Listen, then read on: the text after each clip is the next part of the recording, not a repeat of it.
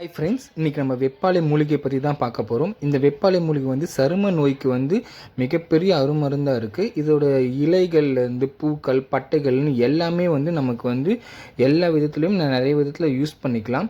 இதில் வந்து பார்த்திங்கன்னா இந்த மரத்தை எப்படி ஐடென்டிஃபை பண்ணுறதுனா, இதோட பூக்கள் வந்து பார்த்திங்கன்னா இந்த மாதிரி தான் வெளிர் நிறத்தில் இருக்கும். இதோட இலைகளை நீங்கள் கிள்ளும்போது கூட பார்த்திங்கன்னா அதுலேருந்து பால் வெளியேறதை நீங்கள் பார்க்கலாம்.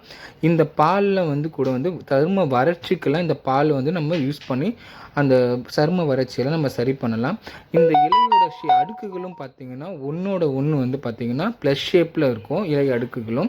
அதே போல் வந்து பார்த்திங்கன்னா இந்த மரத்தோட காய்களும் பார்த்திங்கன்னா வந்து பார்த்திங்கன்னா நீல வாக்கில் ஒன்றோட ஒன்று வந்து இணைந்து மாதிரி இருக்கும்.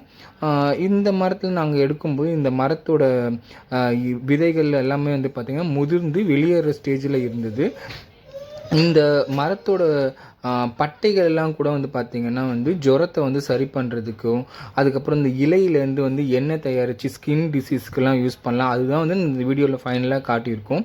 அது இந்த மரத்தோட விதைகள்லாம் பார்த்திங்கன்னா இந்த மாதிரி தான் இருக்கும், ஒன்று ஜாயின் ஆகிருக்கும். இதோட வந்து இப்போ வந்து எல்லாமே முதிர்ந்து வெட்பாலை அரிசி, ஆக்சுவலாக வெட்பாலை விதைன்னு சொல்லுவது வெட்பாலை அரிசி வந்து வெளியேறுது. இந்த வெட்பாலை அரிசி வந்து பார்த்திங்கன்னா ஒரு இனிப்பு சுவையோடு இருக்கும்.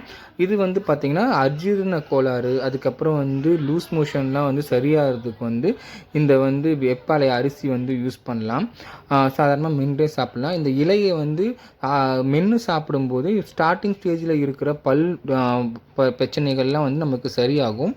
அதே மாதிரி வந்து பார்த்திங்கன்னா அந்த இலையோட வந்து கிராம்பை வந்து சேர்த்து சாப்பிடும்போது, மென்று சாப்பிடும்போது பற்கூச்சம், அந்த பல் சம்பந்தமான சில டிசீசஸ் எல்லாம் வந்து நம்ம சரி பண்ணலாம். அதே மாதிரி வந்து பார்த்திங்கன்னா இதுதான் வந்து வெப்பாலை அரிசி. இதுதான் நான் சொன்ன மாதிரி நம்ம வந்து இது ஒரு இனிப்பு சுவையோடு இருக்கும்.